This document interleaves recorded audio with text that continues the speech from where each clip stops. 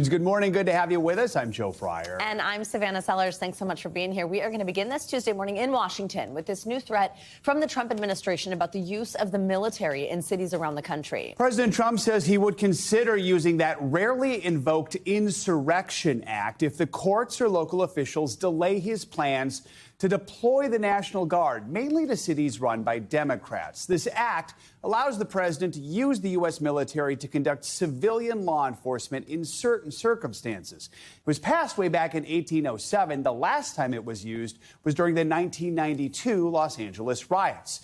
The state of Illinois filed a lawsuit hoping to block the Trump administration from sending these troops to the streets of Chicago. Governor J.B. Pritzker says military intervention is dangerous and just not needed.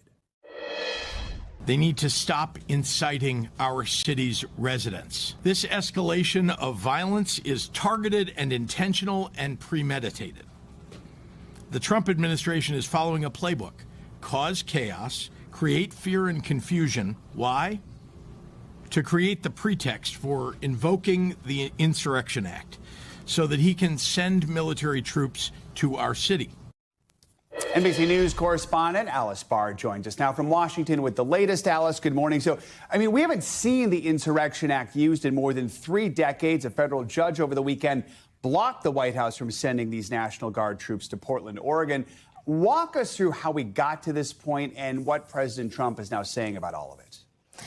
Good morning, Joe and Savannah. So President Trump has been pushing the limits of his authority here once again and asserting that there is a state of emergency on crime in several cities across the country, largely democratically led cities, and that justifies his sending National Guard troops. The White House is asserting the troops are needed in Portland, Oregon, in Chicago as well, to quell crime and to protect federal officers and assets, citing recent threats against ICE officers who've been ramping up, of course, an immigration crackdown, and some instances of attacks on those ICE officers as well. In Portland, we've now had these 2 court rulings that have blocked National Guard troops from Oregon and from outside states from going into Portland. But given the framework Trump has set up here, he is arguing the Insurrection Act may be justified to fulfill what he wants to see from the National Guard. Here's what the president recently said. Well, I'd do it if it was necessary. So far, it hasn't been necessary, but we have an Insurrection Act for a reason. If I had to enact it, I'd do that. If people were being killed and courts were holding us up, or governors or mayors were holding us up, sure, I'd do that. I want to make sure that people aren't killed. We have to make sure that our cities are safe. And again, that framing of public safety is how President Trump has been pushing all of this forward. Savannah, Joe. Alice, explain to us what kind of conditions have existed in the past when this has been used and how they compare to what we're seeing right now.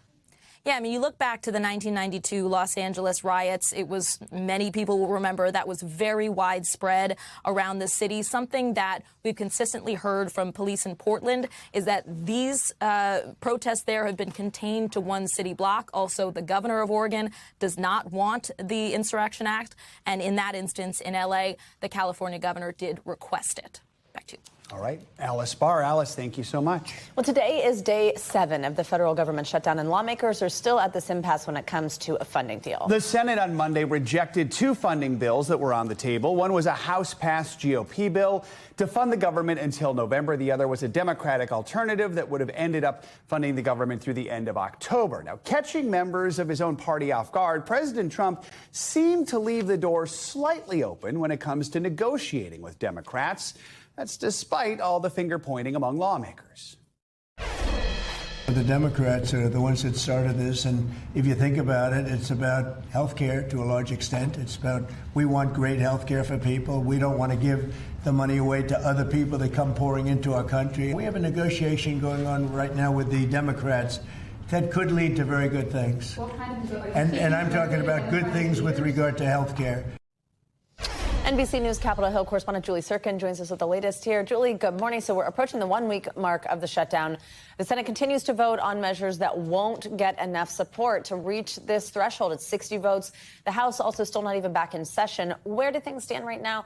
Also, to the president's point there, are the White House and Democrats actually talking? Well, we haven't seen them talking. If they are, it is certainly happening behind the scenes. And you'll note that the Senate just keeps putting the same two bills on the floor over and over again, last night trying to do so again. And by the bills that I'm talking about, I'm of course referring to the Republican bill that would essentially reopen the government for 7 weeks. It's a clean extension of government funds. And the Democratic bill that would reopen the government for about a month, but has all of those health care provisions attached to it. So far, we're seeing the same vote totals on both bills, not enough to get to that 60-vote threshold that is required in the Senate. The House, meanwhile, already has that Republican-passed bill. That's why Speaker Johnson is keeping his members home. He wants to put pressure on Senate Democrats. Take a listen to what we heard from him and then the Democratic leader, Hakeem Jeffries, in the House. We have one plea and one plea alone. We need a handful of Democrats to stop the madness, reopen the government so that we can get to these critical debates about the year-end policy decisions with regard to the further reforms to health care. We'll sit down anytime, any place with anyone from your administration, including the president, to get a resolution here with respect to the Affordable Care Act tax credits, which need to be extended right now. Now, the president's comments are notable. He told me over the weekend, Savannah and Joe, that he is open to fixing the Affordable Care Act subsidies that are expiring, Republicans against just simply extending them. But certainly it's a conversation they're willing to have maybe when the government reopens. And Julie, while the debate continues, we are starting to see signs of the impacts of a government shutdown, notably at the airport. The FAA administration experienced staffing issues last night at airports, other air traffic control facilities around the country as well. What are we seeing? And can we expect more of this as the shutdown continues? Look, within the first few days of the shutdown, there are perhaps pools of money, small ones, that the government can shuffle around to make this less painful for Americans. But the longer that this goes on, there's no money left to pull. The government is shut down, so you're going to see those delays at airports. TSA workers are still working, but without pay, so they could call out sick and other issues. When you're talking about the air traffic control, for example, there are already staff shortages, and DOT, the Department of Transportation, says they're not hiring additional ones during this shutdown. Food, moms and young children, that can begin drying up this week, according to experts. There are other issues in terms of Social Security checks. Those will still go out, but you could experience delays. National parks, monuments are partially closed. The Smithsonian even announcing that this upcoming weekend, they could close their doors if the shutdown is still going on. And a new memo that the White House is circulating, look, it's a draft, but they are trying to threaten, again, pressuring Democrats by saying those furloughed workers that deserve back pay, they may not get it. Now, that is not legal. It is against the law. Sources that we spoke to on the Hill point out. But again, it just goes into this pressure that the White House and Republicans are trying to put on Democrats to give the votes to Republicans to reopen the government, guys. Well, Julie, what we have you do want to ask about a hearing happening today on Capitol Hill. Attorney General Pam Bondi, she's set to go before the Senate Judiciary Committee and expected to face some tough questions from lawmakers about the Justice Department and political pressure coming from the White House. What's going to be on the agenda here? Yeah, this is an oversight hearing that the Republican-led Senate Judiciary Committee is holding with Attorney General Pam Bondi. She's the only witness, so all of the focus will be on her. Republicans last night circulated some reporting that they say shows that Jack Smith, the special counsel investigating January 6th and the president's actions on that day, that he actually probed some Republicans during that investigation. So that's going to come up from that side of the aisle. And then from the Democratic side of the aisle, a chance to question the Attorney General in a moment where they feel like she is overreaching her powers and also muddying the waters between the separation between the Department of Justice and the White House when it comes to the deployment of National Guard troops to cities, federalizing law enforcement in those cities without the mayors and governors' permission in some cases, like in Illinois, like in Portland, what we saw over the weekend happen. And so she's definitely going to be in the hot seat over a number of issues. The key question from Democrats is going to be whether she is bowing to political pressure from the White House or whether she really is maintaining independence. All right, Julie Sirkin, thank you so much. In just a few hours, the Supreme Court will hear oral arguments in a case that centers on the highly controversial practice of LGBTQ+ conversion therapy. This method, popular in some conservative religious circles, tries to encourage LGBTQ+ youth to identify as heterosexual and to encourage transgender youth to identify with their sexual identity at birth. It has been widely discredited by the medical community, with many experts calling it harmful. The justices will decide whether a law that bans conversion therapy between counselors and their clients violates the free speech clause of the First Amendment. NBC News legal affairs reporter Gary Grumbach joins us now to talk more about this. Gary, good morning. So first, let's just talk about the case itself. Who's involved here and how did this get to the Supreme Court?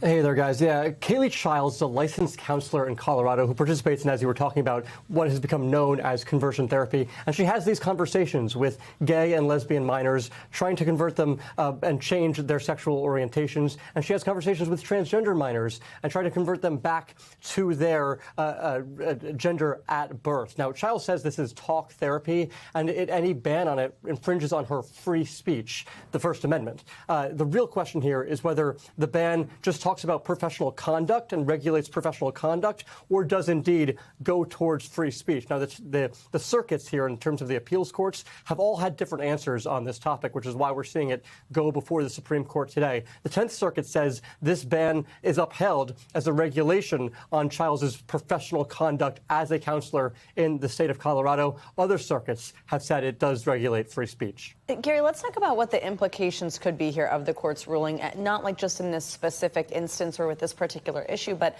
like on other regulated professions where speech is a big part of it.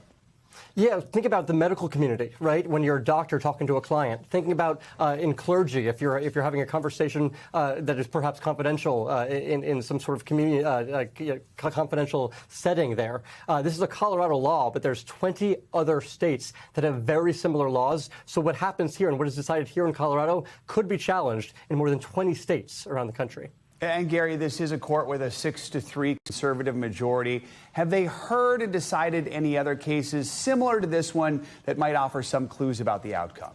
Yeah, over the past few years, the Supreme Court, critics would say, has really been chipping away at the rights of transgender individuals all around the country. That's in part because of a case last term where the Supreme Court blocked a Tennessee law that banned puberty blockers and hormone therapy for the treatment of gender dysphoria. And coming up in a few weeks at the court, that will be heard by the justices, 2 different cases involving the rights of transgender Americans to play on sports teams in college and high school. Guys. Busy term for the Supreme Court. All right, Gary, thank you so much. Well, in other Supreme Court news, the justices rejected Ghislaine Maxwell's challenge to her criminal conviction. I'm sure you remember Maxwell was convicted of recruiting and grooming teenage girls for sexual abuse by Jeffrey Epstein. The decision means that Maxwell's 20-year criminal sentence remains in place. In a statement, Maxwell's lawyer said they were disappointed, but that the fight isn't over. Here's what was at issue here with this particular appeal, was whether the terms of a so-called non-prosecution agreement that Epstein made with former U.S. Attorney Alex Acosta in Florida for him or any potential co-conspirators should apply only in the district where that was negotiated or if it was binding nationwide. The Justice Department had asked the Supreme Court to reject Maxwell's appeal. In South Carolina, an investigation is underway into a fire that engulfed the oceanfront home of a longtime state judge. People inside the home escaped the flames by jumping out of windows into the water where they were rescued. NBC News national correspondent Aaron Gilchrist has new details on the search for answers. You can hear this thing burning. The cause of this massive blaze, the home of a South Carolina judge, is under investigation. The house in Edisto Beach, an hour from Charleston, went up in flames on Saturday. Crews from several fire departments raced to get it under control. We saw the black smoke and knew that was a house, but I didn't know if it was something that was spreading down here or further up or if it was isolated. Fire officials say 3 people escaped through an elevated first-floor window. That house sat inside a gated community here, and as you can see, it is surrounded by marshland. Those 3 people who escaped the fire had to be rescued by kayak and canoe. One survivor was airlifted to a Charleston hospital. The home is owned by Circuit Court Judge Diane Goodstein and her husband, a former Democratic state senator. Judge Goodstein was recently involved in a high-profile ruling temporarily blocking South Carolina from turning over voter information to the Department of Justice. State investigators haven't said how the fire started, but released a statement saying, in part, at this time there is no evidence to indicate the fire was intentionally set. Still, South Carolina Senator Lindsey Graham expressed concerns about political violence. No matter what your beefs are, violence is an unacceptable response to political differences. So if it is arson, I hope they find him and put him in jail. A local official telling NBC News the state law enforcement division took over the fire investigation at the request of the homeowner. The agency says it will share more information when the investigation concludes. Aaron Gilchrist, NBC News, Edisto Beach, South Carolina. Well, now it's time for a look at your morning news now weather. It looks like the Northeast today, we're going to see one last, maybe, of summer. Or it'll go on for another month. Meteorologist Rafael Miranda has the latest. Raf, good morning. Good morning, Joe. Good morning, Savannah. Yeah, we're waiting for that fall chill around here in the Northeast. I know it is coming, but ahead of that, we have some rain that we're dealing with. A very active weather morning in the Midwest and the Ohio Valley as well. Some showers and thunderstorms around Chicago. Watch out for some delays there. St. Louis, Indianapolis, all dealing with this rain this morning. It's all part of a cold front that's marching across the country. That's going to bring a big change to these temperatures that we've seen in the 80s over the past several days. But today we're still dry. The front off to the west. Tonight, overnight, the rain begins. Now, I'm stopping this tomorrow morning, 8 a.m. That is a messy commute for along I-95 corridor here from D.C. up towards Boston. Watch out for some travel delays there. The rain could even be on the heavy side at times. And then eventually it clears the region as we head throughout the afternoon tomorrow. This is much needed rainfall. We're talking about anywhere from ½ an inch to an inch across much of the Northeast. Obviously, we've been dealing with drought conditions there. And you can see this is the temperature story here. 80s again today for one more day. And then finally, once that cold front comes through, it's going to do what cold fronts do. And they usher in that colder air more appropriate for this time of year. Temperatures back down into the 60s. And this trend continues throughout the weekend. Take a look at this. Yeah, we want to go apple picking, pumpkin picking. We could finally do that, not in the shorts and T-shirts. You can see temperatures stay in the 60s right through the weekend. Some strong storms possible in the southwest and New Mexico today. Otherwise, cool across the plains. And again, rain moving in tonight and tomorrow here in the Northeast. So you've been warned. Last warm day for those who've been experiencing this. Yeah, we're going to need the jackets summer. again. We actually need jackets. I love the activity suggestions, by the way. Yes. Apple picking, pumpkin I love patch. it. There we go. It's time. Thank you so much. We thank you for watching. And remember, stay updated on breaking news and top stories on the NBC News app or watch live on our YouTube channel.